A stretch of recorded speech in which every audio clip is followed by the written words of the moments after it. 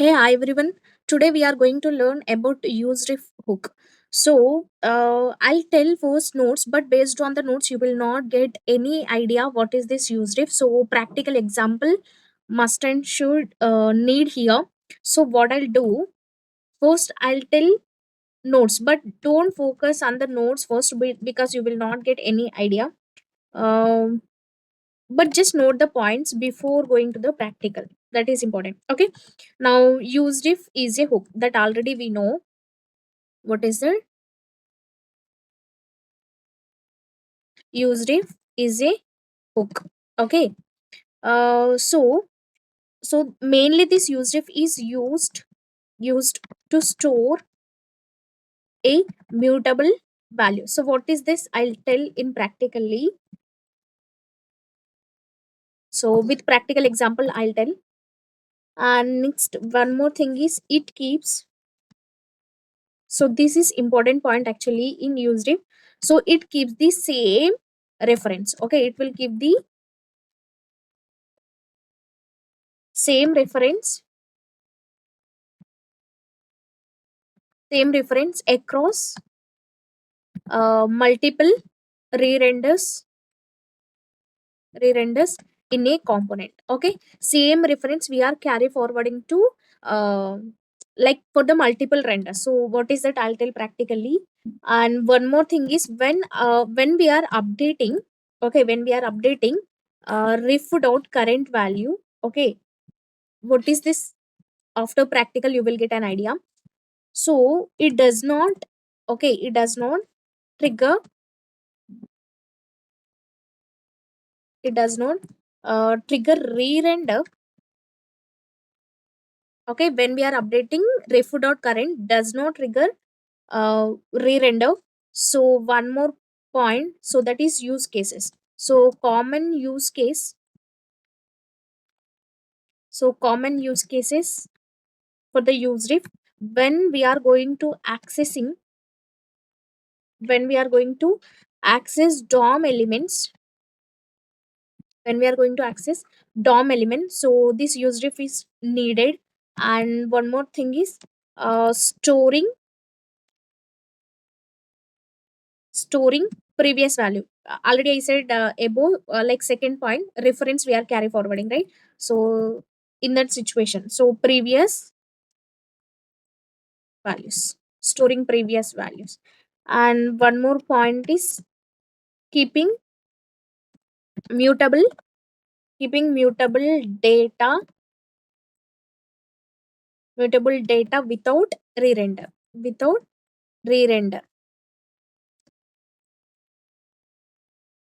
Okay, so these are all the main points which we uh taking to the used hook. But so like with these points you are not getting any idea, right? So let me go to the practical. So I'll tell each point what is this practically, so you will get an idea what is it.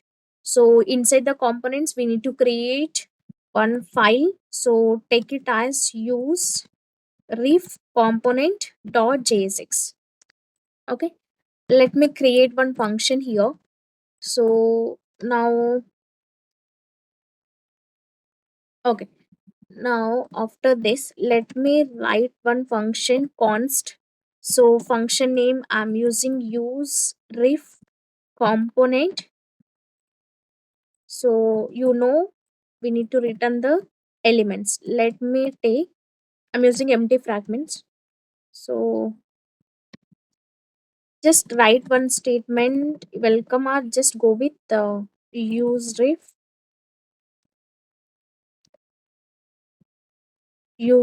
hook,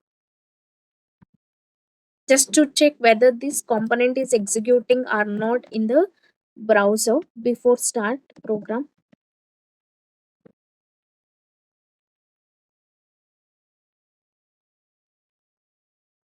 Okay, now just import it into app.tsx. So import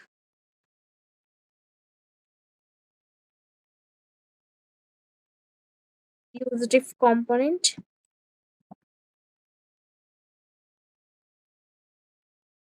Okay. Now just execute this function first.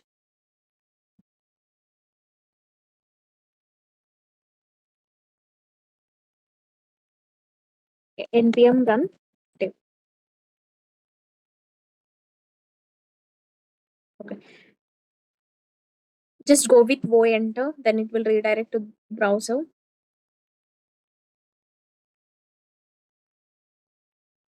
Yeah.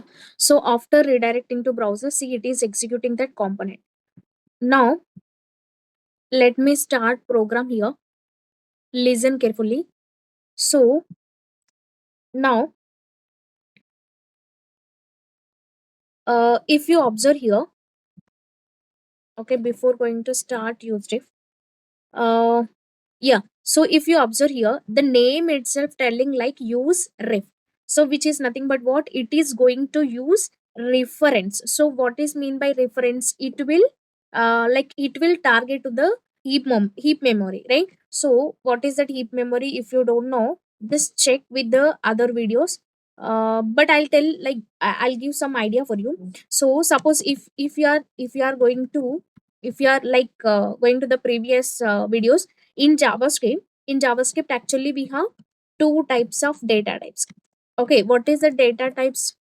One is non-primitive, and one more thing is non-primitive and primitive data type. Okay, non-primitive and primitive data type. So if you are declaring any variable in the non-primitive, so instead of so what that variable will do, okay, that variable, instead of storing data directly or value directly into this variable, okay, what it will do is it will focus on reference. It will focus on reference. So reference means like one memory address, right? So that is possible in the heap memory. Okay, now that time what it is doing, suppose if it is created, let's say I created one object. Okay, I created one object, and this object created one what is it, reference mean nothing but the memory, right? So one reference created to that particular object. Now again, if this useRef component is re-render, what it will do, it will not focus on the same reference. It will create again one more reference for the second re-render, which means for the first re-render, it's creating one reference. Suppose that reference is locating to the let's take 100. Okay, and for the second re-render, it is not referring to the same address. It is creating new address again and again to the same object. So instead of that we can carry forward same reference of object throughout the component, um, for the multiple re-renders. So in that scenario we are using useRef concept. See, if you go to the class notes, here I given one point. What is it? It keeps the same reference across the multiple re-renders in a component. But if you are checking here, I'll tell with the practical example. In the JavaScript, if it is re-rendering this component again and again, it is not pointing to the same reference. It is pointing to the different references. So that is one drawback. So the drawback we can achieve it by using the useRef. So first let me tell you with the JavaScript. So later on we'll show proof with the useRef. So for that one, what I'm doing is I'll create here. Okay, I'll create here one function. Suppose first I'll create state. Okay, now count, and let me use as set count. So use state with the value 0. Okay, let me wrap that into browser. So count is, let me give count value is count. Okay, these points already you know. For the re-render purpose I'm using this. Next let me create one button, and inside the button just I'm giving name as increment. Create one callback function, like sorry, on click, and inside the on click callback. So I'm changing my value, so set to count value with the count plus 1. Okay, so if you go to browser, see what is doing, it is re-rendering again and again this component. Okay, now let me create one JavaScript variable first. I'll create a JavaScript variable. uh okay, I'll take name as user. So inside the user, just use as name. Okay, let me take one person name. Person name I'll use as Dani, and her age I'll consider like 25. Okay, fine. Now one object we created. Okay, let me print force this object in browser. So yeah, user. Okay, just go to inspect and check here in the console. Clear all the things. Refresh it. Okay, now it's created one object with the name as well as age. Okay, now this is normal object. So this normal object, what it will do, it will, if it is re-rendering again and again, it will create uh, multiple references to the same object, right? So for that one, what I'll do, just I'll take here one array, list array. For that list array, I'll insert these values after re-rendering. So, okay. Now list. So how to push to that list? By using JavaScript method push, and inside it, what I'm doing, I'll use user. Okay. Now, uh, I want to take only two re-renders. Only two re-renders I want to take. So after taking two re-renders inside this list object, how many indexes we have? Two, right? So that two I'm targeting here. So what is that? List dot length. If that list dot length is equals to 2, so I want to see this list. So console dot log of list. Now if you go to the browser, see, now what happened, it is giving uh, count of length 2. So I'm taking only two re-renders. Okay, I'm taking only two re-renders. Okay, now after taking two re-renders, what I'll do is I'll check their object references also. It is providing some object reference, right? Now that object reference is pointing to different address. Okay, after every re-render for the same object. Now for that one, I'll show proof for you with the console.log, and list of 0 is equals to list of 1. Okay, if both are with the same reference, it will give value as true. If both are pointing to the different references, it will give value as false. So let me check here. It is showing false, which means same object it is creating again and again to the different references, which means inside the heap memory it is creating number of objects with the same object but different address, different references. So this is like one drawback. To overcome this drawback and take the same references complete whole throughout the component, we need to carry forward. So for that purpose, what we are using, useRef. So before going to the useRef, let me tell you the syntax. Let me tell you the syntaxes of useRef.